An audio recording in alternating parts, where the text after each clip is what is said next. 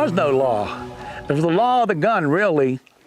And that's why when they caught holdup men, they usually, if a holdup man just stole money, they got a posse and they chased them.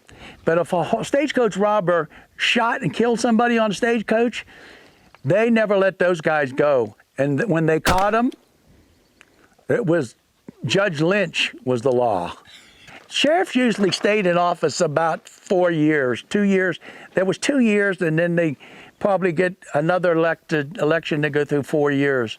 But chasing around these mountains for outlaws all that time, you know, was not a good thing. And it could wear you out.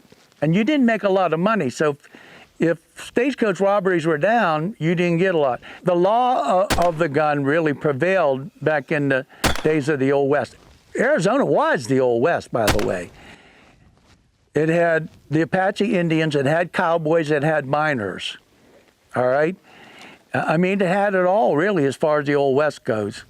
There were, like I say, there was a sheriff and a couple of deputies. And over here, that was at Florence. And they followed the old common law rule of posse comitatus, in the power of the county, which is what it means, Latin for power of the county. That's how the word posse became, got its name, really. So the sheriff could enact, and back east, he could enact the law called posse comitatus, and they'd go out. Back east, there weren't many deputies either. So the county sheriff would go out, and he'd ask people to volunteer. Now, why they would volunteer is that Wells Fargo, for every holdup man they caught, they could get $300. It was a standing offer of Wells Fargo. Any stagecoach protected by Wells Fargo, any holdup man they caught was $300. Now, the sheriff would get this, and if there were men with him, they would split it. Plus, the owners who shipped the bullion would give 25% of the mined bullion that was taken for capturing and bringing back alive or otherwise the holdup men or stagecoach robbers. So that wasn't too bad. 25%, you could do okay with 25% of the bullion. If it's bullion and not a doré bar with all the metals, but bullion with the gold and silver in it. Oh, there was a lot of fights, but usually they let guys fight it out. I'll tell you the story about Ben Reagan. This will wrap it all up for you, how the law worked in the Old West. Ben Reagan was one of the founders of the Silver King mine. Ben Reagan was a man of all trades. In Pinell City, they closed the bar. He also worked in the bar. He was a justice of the peace. See, they had justice of the peace. He was a JP. He was a reverend, and he was also the coroner, and he was the man in charge of burying people, like funeral director. Like he would bury him. He'd judge him and then bury him and hang him if he could. And anyhow, a drunk comes in on Sunday morning. They close the bars on Sunday till noon or 1 o'clock to have church services. Okay? He comes into where Ben is a minister also. He's given a church service. A drunk comes in and he wants a drink.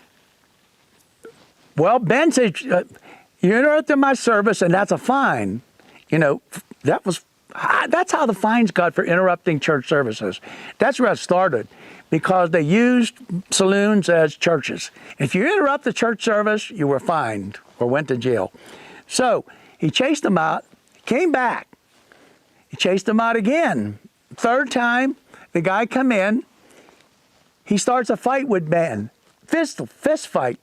The fist fight got into knives. It got to be a knife fight. And Ben was the winner of the fight. Okay? Now Ben turned around, he kills the guy. He turned around, Ben he closes the church early services, and he gets 6 men for a coroner's inquest. They have a coroner's inquest, and he's now the coroner also.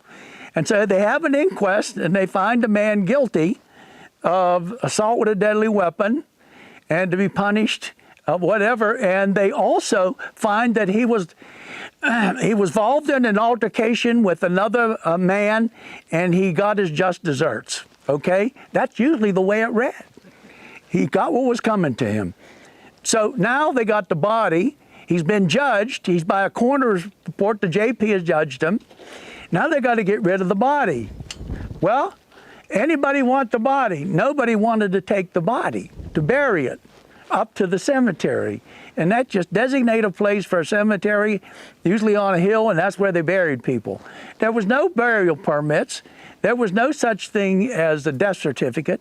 They just buried you, and they marked it in the Bible, or they marked it in the sheriff's log when he came around, and they would give the Justice of Peace kept a log book.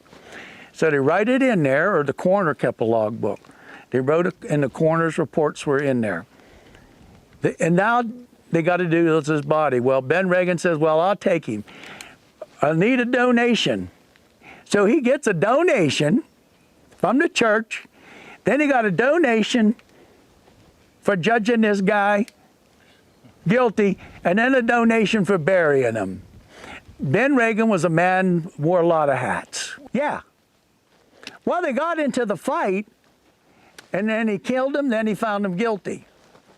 And then they had judged him that the other combatant was innocent, was in self-defense, see. And that's how a lot of those things took place. Thank you for watching this episode of Mysteries of the Superstition Mountains.